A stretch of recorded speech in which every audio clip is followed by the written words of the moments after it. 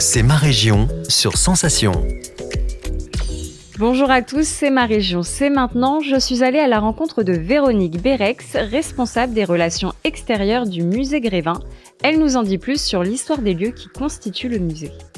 Après l'ouverture du musée Grévin, donc où il n'y avait que le rez-de-chaussée, petit à petit, ils ont creusé les sous-sols pour y créer des scènes historiques ou de faits divers. Puis, ils sont montés dans les étages, ils ont créé un escalier qu'on appelle aujourd'hui, qui est toujours l'escalier de marbre. Ça, c'était en 1900.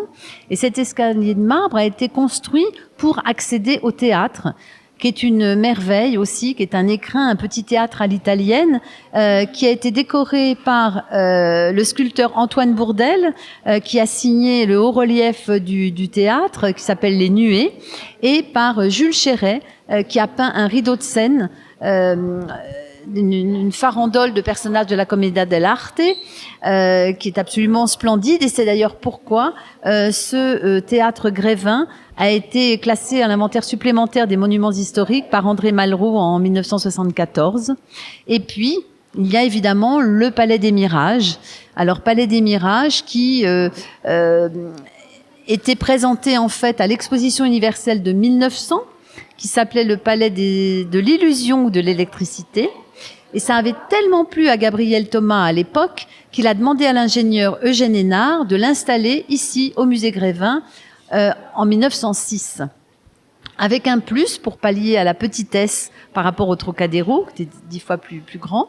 Et ce plus a été 3 décors différents. Et donc on se retrouve dans un kaléidoscope géant avec 2500 lampes, 45 effets lumineux, et c'était une prouesse technologique absolument extraordinaire. À l'époque, tout était manuel, il y a même un pianiste qui accompagnait cela. Alors bien sûr, avec les années, eh bien c'est devenu semi-automatique, automatique, puis entièrement informatisé. C'est ma région, c'est déjà fini, mais on se retrouve demain pour mieux connaître l'Île-de-France sur Radio Sensation. C'est ma région, le magazine de découverte sur Sensation.